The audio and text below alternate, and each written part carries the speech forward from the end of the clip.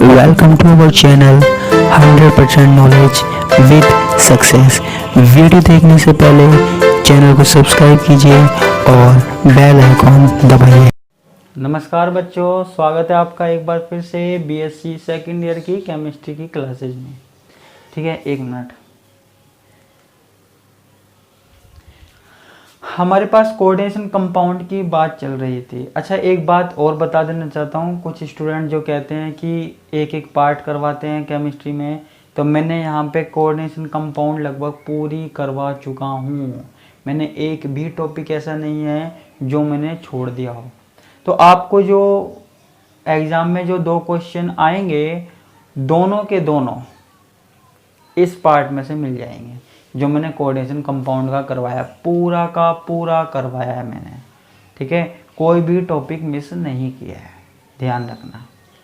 ठीक है, आज का जो हमारा टॉपिक है वो है वीबीटी। वीबीटी हमने कल पढ़ लिया था, लेकिन वीबीटी ही है लास्ट जो है। ठीक है, वैलेंस बॉन्ड थ्योरी किसके लिए? कोऑर्डिनेशन कंपाउंड के लिए, है ना। अब देखो, जो मैं आज करवा रहा हूँ ना, वो आप सीधा डायरेक्ट बोर्ड पे से भी उतार सकते हो, कोई प्रॉब्लम वाली बात नहीं है। ठीक है, तो आज मैं कुछ कॉम्प्लेक्स के बारे में पढ़ रहा हूँ। ठीक है, कॉम्प्लेक्सेस के बारे में पढ़ रहा हूँ, कॉम्प्लेक्सेस के बारे में पढ़ रहा हूँ। ठीक है, जिसमें हम बात कर रहे हैं कोऑर्डिनेशन नंबर 6 के। ठीक है, या समन्वय संख्या 6 वाले संकुल, समन्वय संख्या 6 वाले संकुल। ठीक है, कुछ कॉम्प्लेक्सेस की बात मैं यहाँ पे कर रहा हूँ। ठीक है, कल जिसने थ्योरी नहीं पढ़ी थी वो थ्योरी जरूर पढ़ना, तभी ये समझ में आएगा। अब देखो, कुछ कॉम्प्लेक्स के की हम क्या करेंगे, एक्सप्लेन करेंगे, व्याख्या करेंगे जी, और उसको हम समझेंगे। ठीक है, किसकी सहायता से? With the help of VBT, VBT की सहायता से। ठीक है, अब हमारे पास एग्जांपल क्या है? CONH3 6, ठीक है, और +3। ये हमारे पास क्या है? CONH3 6 +3। अब देखो, यहाँ पे हमारे पास केंद्रीय धातु परमाणु आयन कौन सा है? कोबाल्ट। कोबाल्ट कितने नंबर पे आता है? 27 नंबर पे। ठीक है, अब इसका इलेक्ट्रॉनिक विन्यास, इलेक्ट्रॉनिक विन्यास लिखेंगे तो क्या होगा? आर्गन तो हम लिख सकते हैं, 18 तक तो हम आर्गन लिख सकते हैं। उसके बाद हम क्या लिख देते हैं? 3D7 4s2। ठीक है, और इसमें 4p वाला ऑर्बिटल है वो खाली होता है। ठीक है, तो यहाँ पे कोबाल्ट बनाते हैं, कोबाल्ट, कोबाल्ट में 3D7 1 2 3 4 5 6 7। ठीक है, और S में कितने हैं? 2 इलेक्ट्रॉन हैं। P में कितने हैं? 3 इलेक्ट्रॉन हैं। ठीक है बच्चों, अब देखो यहाँ पे जो कोबाल्ट है वो कौन सी ऑक्सीकरण अवस्था में है? +3 में। ठीक है, +3 का मतलब क्या हुआ? 3 इलेक्ट्रॉन कम करने हैं हमको। ये हमारे पास क्या है? 3D, ये क्या है? 4s, ये क्या है? 4p। ठीक है, अब हमें क्या करना है? 3 इलेक्ट्रॉन कम करने हैं, जिनमें से 2 इलेक्ट्रॉन तो किस में से कम होंगे? इसमें से, और 1 इलेक्ट्रॉन किस में से कम होगा? इसमें से। ठीक है, कौन सा वाला? सबसे लास्ट वाला। सबसे लास्ट वाला कौन है? ये। अब देखो यहाँ पे क्या बचा है? 1 2 3 4 5। ठीक है, 1 2 3 4 5 और 6 इलेक्ट्रॉन बचे। ठीक है, तो हमारे पास जो कोबाल्ट 3 का इलेक्ट्रॉनिक विन्यास होता है वो क्या होता है? 3D6 4s0 4p0। ठीक है, ये हमारे पास होता है कोबाल्ट +3 का। ठीक है बच्चों, अब देखो यहाँ पे अब हम बात करते हैं इसकी। अब देखो, जब अमोनिया जो है, अमोनिया जैसा लिगेंड इसके पास आता है, अमोनिया जैसा लिगेंड इसके पास आता है, तो होता क्या है? इन इलेक्ट्रॉनों की क्या हो जाती है? पेयरिंग हो जाती है। अमोनिया जो है वो प्रबल लिगैंड है। अमोनिया क्या है?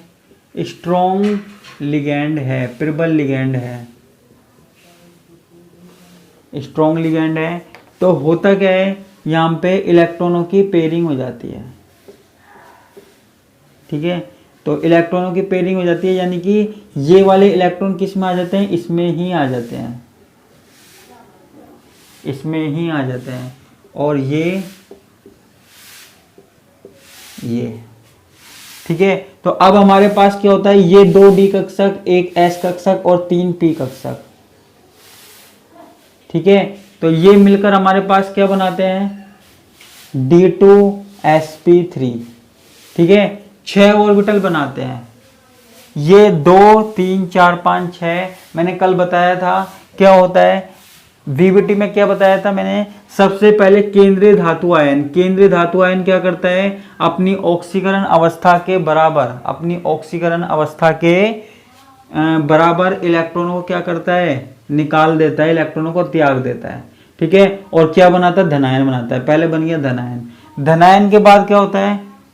इसके जो कक्षक उपलब्ध होते हैं, ऑर्बिटल उपलब्ध होते हैं, वो क्या बनाते हैं?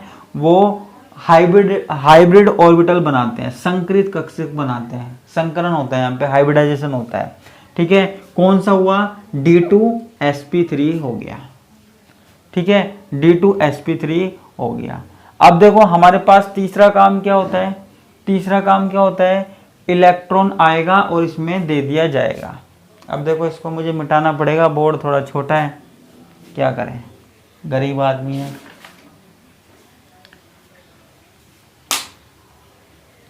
इसको मैं यहां से मिटा देता हूं।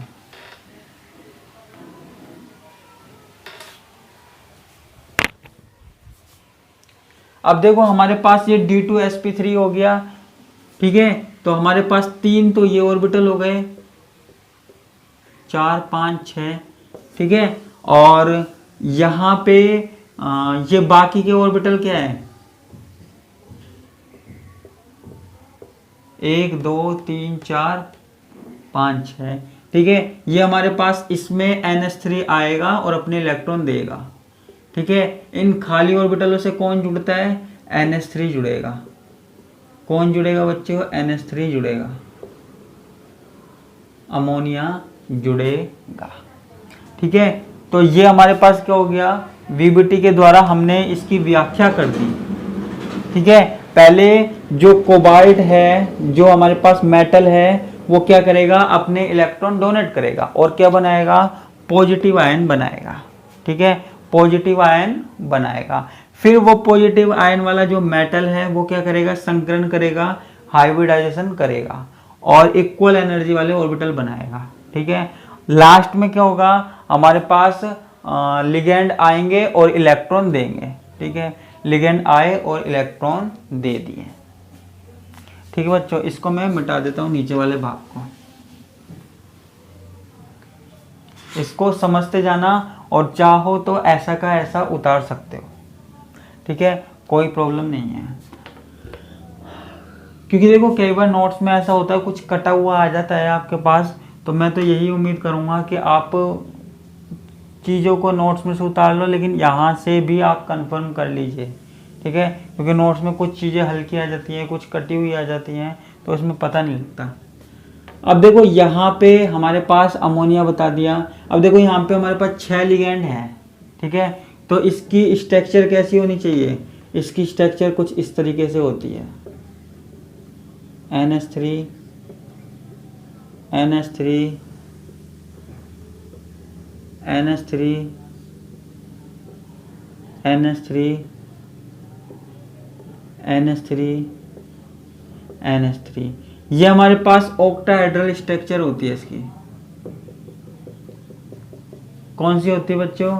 ऑक्टाहेड्रल स्ट्रक्चर होती है, ठीक है। हमको इसमें और चीज और बतानी है ना।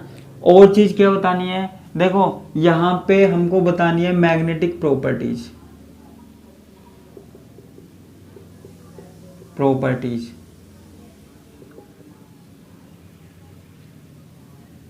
ठीक है। अब देखो मैग्नेटिक प्रॉपर्टीज में मैंने आपको वीबीटी में क्या बताया था? अगर कोई अनपेयर्ड इलेक्ट्रॉन है, ठीक है। अगर कोई अनपेयर्ड इलेक्ट्रॉन है तो वो कॉम्प्लेक्स हमारे पास क्या होगा, अनुचुंबकीय होगा, यानी कि उसमें मैग्नेटिक गुण पाया जाएगा। और कोई भी अनपेयर्ड इलेक्ट्रॉन नहीं होगा, कोई भी अगर अनपेयर्ड इलेक्ट्रॉन नहीं होगा तो वो क्या होगा, प्रतिचुंबकीय होगा। तो इसमें लिख सकते हैं क्योंकि यहाँ कोई भी अयुग्मित इलेक्ट्रॉन नहीं है, क्योंकि यहाँ कोई भी अयुग्मित इलेक्ट्रॉन नहीं है,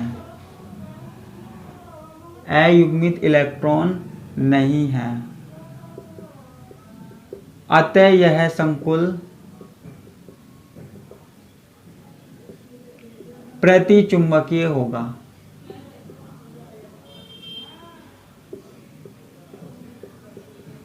ठीक है। और अगर इसमें अनपेयर्ड इलेक्ट्रॉन होता, सिंगल इलेक्ट्रॉन होता, तो वहां पे मैग्नेटिक प्रॉपर्टीज पाई जाती है। ठीक है। तो आपको पता लग गया होगा डायमैग्नेटिक और पैरामैग्नेटिक के बारे में। तो ये हमारे पास एज इट इज उतारना है, इसके अलावा हमें और कुछ नहीं उतारना है। ठीक है। बोर्ड पे से ही आप ऐसा का ऐसा उतार सकते हो, जैसे मैंने स्टार्टिंग से लिखवाया। पहले ये ऑर्बिटल्स बना देना, उसके बाद ये डायग्राम बना देना, उसके बाद मैग्नेटिक प्रॉपर्टीज लिख देना। ठीक है। तो ये हमारे पास क्या हो जाएगा, ये कॉम्प्लेक्स हो गया।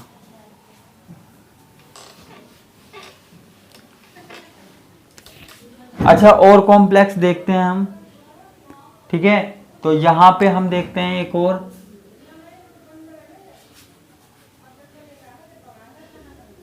COF6 3-। ठीक है। COF6 3-। अब यहां पे क्या है, कोबाल्ट है। अब यहां क्या है, कोबाल्ट है बच्चों। ठीक है। कोबाल्ट वही 27 नंबर पे है। ठीक है। मैं यहाँ पे सीधा ही इलेक्ट्रॉनिक विन्यास लिख रहा हूं, आप भी सीधा ही लिख सकते हो, चाहे कोबाल्ट का लिख सकते हो, चाहे कोबाल्ट +3 का लिख सकते हो। ठीक है। वहां पे मैंने कोबाल्ट का लिखा था पहले, तो वही वाला सेम यहाँ उतारना है। अब देखो, मैं कोबाल्ट +3 का लिख देता हूं। आपको पता है इसका क्या होता है, कोबाल्ट का अभी अभी हमने पढ़ा है, Ar3D7 4s2 और 4p0। ठीक है। और CO+3 का क्या होता है, Ar argon 3D6 4s0 4p0। ठीक है। अब देखो यहां मैंने डी कक्षक बना दिए, 3D 4s 4p और 4d। ये हमने यहां पे ऑर्बिटल्स बना दिए। ठीक है बच्चों। अब देखो यहां पे होता क्या है, मैं +3 की बात कर रहा हूं केवल, तो 6 इलेक्ट्रॉन, 1 2 3 4 5 और 1 6। ठीक है। 4s में कोई इलेक्ट्रॉन नहीं है, निकल चुके हैं 3 इलेक्ट्रॉन, और 4p में कोई नहीं है। 4d भी मुझे बनाना पड़ रहा है क्योंकि यहाँ जरूरत है। अब देखो होता क्या है, यहाँ पे जो एक्साइटेड स्टेट होती है, उसमें जब F आयन आता है, फ्लोरीन आयन किसके पास आता है, धातु के पास आता है, कोबाल्ट धातु के पास आता है। ठीक है। कोबाल्ट के पास आने पर, कोबाल्ट के पास आने पर यहां पे क्या होता है, देखो वहां पे तो क्या हुआ था, इलेक्ट्रॉनों की पेयरिंग हो जाती है। ठीक है। इलेक्ट्रॉनों की पेयरिंग हो जाती है, लेकिन यहाँ इलेक्ट्रॉनों की पेयरिंग नहीं होगी, यहाँ इलेक्ट्रॉनों की पेयरिंग नहीं होती है, यहाँ पे ये ऐसे ही रहेगा। आप कहेंगे इलेक्ट्रॉनों की पेयरिंग क्यों नहीं हुई, वहां पे तो हो गई थी, यहाँ क्यों नहीं हुई, क्योंकि यहाँ पे जो फ्लोरीन आयन है वो कैसा लिगेंड है, वो दुर्बल लिगेंड है, दुर्बल लिगेंड है।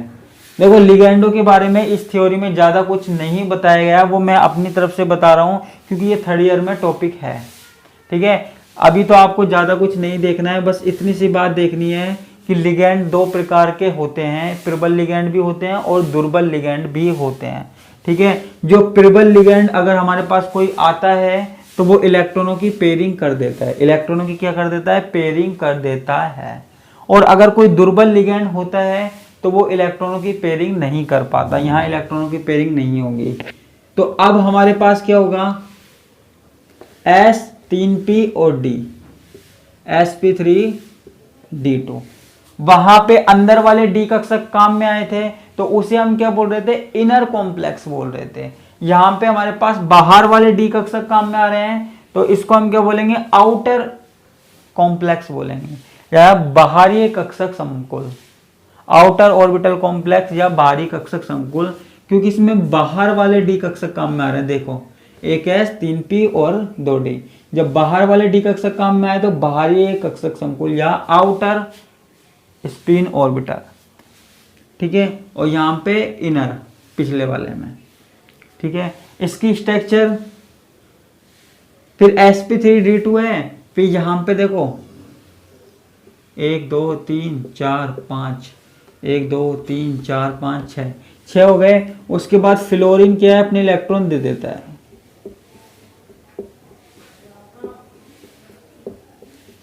फ्लोरीन अपने इलेक्ट्रॉन दे देता है, ठीक है। इसकी स्ट्रक्चर हमारे पास ऑक्टाहेड्रल ही होती है। कैसी बनेगी, इस तरीके से बनेगी कुछ,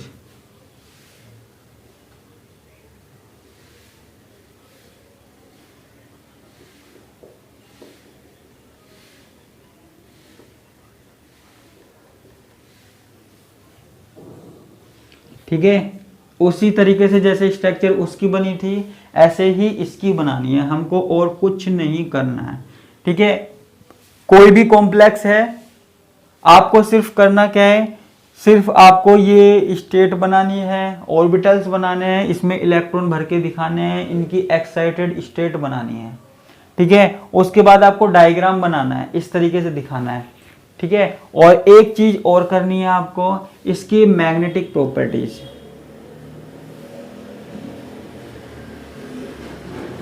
ठीक है, मैग्नेटिक प्रॉपर्टीज और दिखानी है। देखो, वहां पे कोई भी अनपेयर्ड इलेक्ट्रॉन नहीं था, लेकिन यहाँ पे अनपेयर्ड इलेक्ट्रॉन है, ठीक है। तो अनपेयर्ड इलेक्ट्रॉन होने के कारण इसमें चुंबकीय गुण पाए जाएंगे, मैग्नेटिक प्रॉपर्टीज पाई जाएगी। तो ये क्या होगा, हमारे पास अनुचुंबकीय होगा, मैग्नेटिक प्रॉपर्टीज इसमें होगी, ठीक है।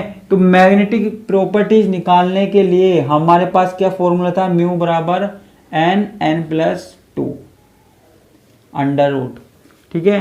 तो जहां पे n की वैल्यू कितनी है, n की वैल्यू कितनी है, जितने अनपेयर्ड इलेक्ट्रॉन है वो, तो यहां पे कितने अनपेयर्ड इलेक्ट्रॉन है, 1 2 3 4, ठीक है। तो यहां पे मैं क्या रख सकता हूं, 4 + 2, ठीक है। इसको कर देंगे, और इसके बाद हम यहाँ पे म्यू निकाल लेंगे। तो यहाँ पे जो म्यू आएगा वो लगभग 4.73 BM बोर मैग्नेटॉन, 4 पॉइंट कुछ आएगा, ठीक है, 4.70 72 75 इस तरीके से कुछ आएगा, ठीक है, लेकिन लगभग इतना आएगा, ठीक है। तो ये हमारे पास क्या हो गया, जो हमारे पास अष्टफलकीय संकुल है जिनमें कोऑर्डिनेशन नंबर 6 है, उनकी बात हो गई, ठीक है। तो इस तरीके से हम इनको समझा सकते हैं। ये मैंने किसके बेसिस पे समझाए, वीबीटी के, जिसने वीबीटी पढ़ी है वो समझ गया होगा, मैंने उसके आधार पर समझाए हैं। जो मैंने उसमें पॉइंट लिखवाए थे, जैसे पहले जो मेटल आयन है वो अपने इलेक्ट्रॉन त्यागता है, फिर संकरण करता है, संकरण हाइब्रिडाइजेशन करता है, हाइब्रिडाइजेशन के बाद जो लिगेंड आते हैं वो अपने इलेक्ट्रॉन देते हैं, ठीक है। और उसके बाद मैंने मैग्नेटिक प्रॉपर्टीज बताई, कुछ नया नहीं बताया। तो अगर आपने वो थ्योरी पढ़ी है तो ये उम्मीद करता हूँ ये समझ में आ गए होंगे कोऑर्डिनेशन नंबर 6 के बारे में, ठीक है। और हाँ, कल इस वाले यूनिट की आखिरी क्लास होगी, ठीक है। कल मैं इस यूनिट को ख़त्म करवा दूंगा पूरी, चाहे कितना भी टाइम लगे।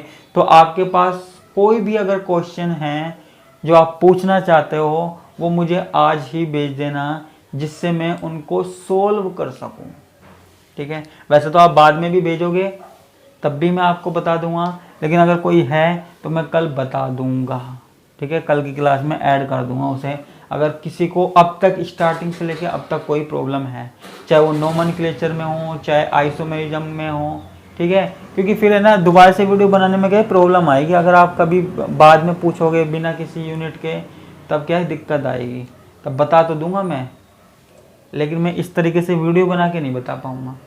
ठीक है, तो कल मैं आपको बता दूंगा जो आप पूछोगे। ठीक है, तो इसी के साथ मैं आपसे विदा लेता हूँ। धन्यवाद, नमस्कार, टाटा, बाय बाय।